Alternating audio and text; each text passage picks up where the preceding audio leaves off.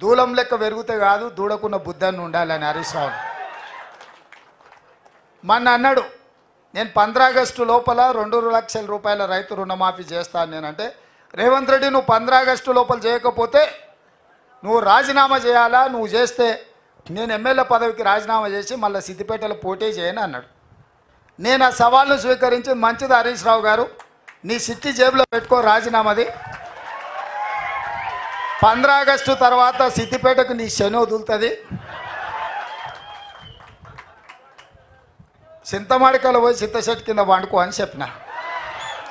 ఇవాళ ఏమంటుండే, అమరవీరుల స్తూపం దగ్గరకు పోయి దాన్ని కూడా ఆయనకి ఎప్పుడు మోసం చేయాలనిపిస్తే ఆ మోసానికి ముసుగు అమరవీరుల స్తూపం, దాన్ని వెనకాల దాచుకొని అబద్ధాలు చెప్తాడు. ఇన్ని రోజులు ఎప్పుడైనా అమరవీరుల స్తూపం కాడిపోయిందా? ఇవాళ పోయి చెప్తున్నాడు ఈ రైతు రుణమాఫీ కాదు ఇంకేంటి కండిషన్లు చెప్పి ఇవన్నీ చేసి ఇంత పెద్ద లేఖ రాసుకొచ్చారు. రాజీనామా లేఖ అట్లా ఉండదు. నాకు ఎవరో చూపించారు, మొత్తం సీసపద్యం రాసిండు అందులో, వాళ్ళ మామ చెప్పిందంతా. రాజీనామా లేఖ ప్రిస్క్రైబ్డ్ ఫార్మెట్లో స్పీకర్ గారు ఒక ఫార్మెట్ ఇస్తాడు, దాంట్లో ఒక్క పదము పొల్లు పోయినా ఆ కాగితమే చెల్లదు. మళ్ళీ ఈయన సీసపద్యం అంతా రాసుకోవచ్చండి. సీసపద్యం రాజీనామా పత్రం చెల్తుందా? పెద్ద తెలివి అనుకుంటుండే ఆయన. తాటి చెట్టు లెక్క పెరిగితే కాదు నాయన, మోకాళ్ళలో కాదు అరికాళ్ళకు పోయినట్టు నీ తెలివితేటలు హరీష్ రావు. ఇప్పుడు కూడా నేను చెప్తున్నా హరీష్ రావు, నీ సవాల్ను స్పష్టంగా మేము స్వీకరిస్తున్నాం. 15 ఆగస్టు లోపల 2 లక్షల రూపాయల రుణమాఫీ చేస్తా, నీ రాజీనామా రెడీగా పెట్టుకో. రైతులకు రుణమాఫీ చేయకపోతే మాకెందుకయ్యా అధికారం?